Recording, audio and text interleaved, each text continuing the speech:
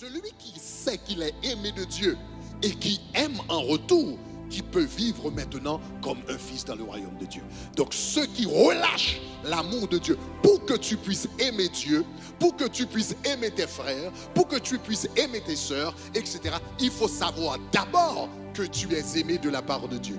Donc le baptême de l'amour de Dieu, donc la conscience de l'amour de Dieu nous permet d'aimer les autres en retour. Et maintenant, et quand tu agis par amour, quand tu travailles par amour, quand tu sers par amour, quand tu sers Dieu par amour, quand tu sers dans un ministère par amour. Donc je suis en train de faire le ministère parce que j'aime Dieu. J'aime ma famille spirituelle, j'aime mes frères, j'aime mes sœurs, j'aime l'environnement. Je fais partie de l'équipe de prière. Donc, pas parce que j'ai peur de l'enfer, etc. Je dois servir Dieu pour ne pas aller en enfer. C'est pas ça. Mais je sais que Dieu m'a sauvé. Et mon Père spirituel, mon Père céleste même, mon Père spirituel même, mes frères et sœurs dans l'église même. Et je les aime en retour. Donc maintenant, je sers au ministère de la prière, de l'accueil, etc. Parce que je sais que je suis aimé et je veux aimer les autres en retour. Maintenant, celui qui sert au ministère de prière par amour, maintenant, quand tu vas intercéder pour les autres, tu vas intercéder différemment.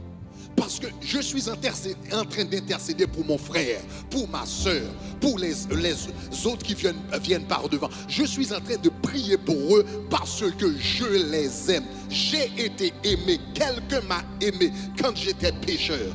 Donc quelqu'un vient ici pour donner sa vie à Jésus. Et tu es en train de prier avec cette personne, de servir. Tu sers avec un amour extraordinaire. Parce que l'amour que tu as reçu de la part de Dieu, tu veux le communiquer à d'autres personnes. Est-ce que ça va? Dites-moi gloire.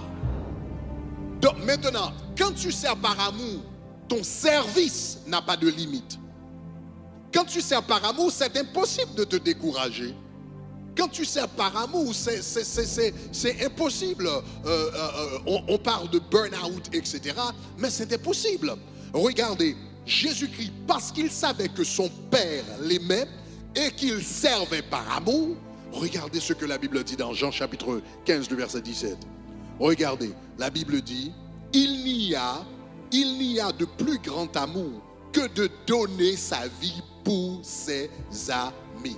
Il n'y a de plus grand amour que de donner sa vie pour ses amis.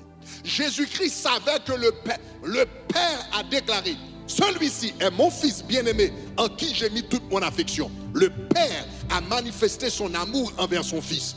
Et le fils, tout à travers son ministère, il savait que le Père l'aimait. Il était convaincu de l'amour du Père. Il a dit, le Père aime le Fils, le Père aime le Fils. Le Père a aimé le Fils avant la fondation du monde. Et parce qu'il savait que son Père l'aimait, en retour, il pouvait aimer les autres. Et il a tellement aimé les autres qu'il a consenti à donner sa vie à la croix. Parce qu'il aimait. Quand tu sers par amour, quand tu sers par amour, quand tu sers Dieu par amour, quand tu sers dans le ministère par amour, quand tu sers les autres par amour, il n'y a pas de limite. Il n'y a pas de limite. Il n'y a rien qui soit difficile, il n'y a rien qui soit tôt. Il n'y a pas de culte qui soit trop tôt parce que je le fais par amour. Il n'y a pas de culte qui soit trop tard parce que je le fais pas par amour. Il n'y a pas de culte qui soit trop long parce que je le fais par amour. Quand tu sers par amour, tu es prêt à tout donner parce que c'est ça la nature de l'amour. Est-ce que ça va, chers amis? Donc ça, c'est important. C'est l'amour. L'amour nous permet d'aimer en retour. L'amour nous permet d'aimer en retour.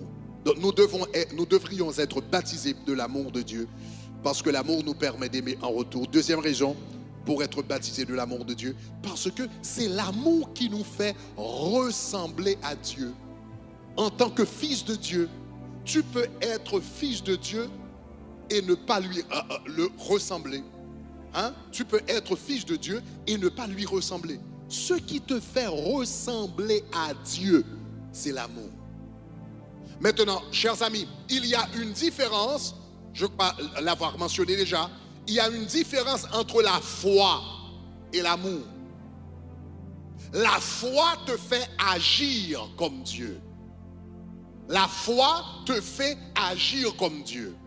Mais l'amour te fait ressembler à Dieu.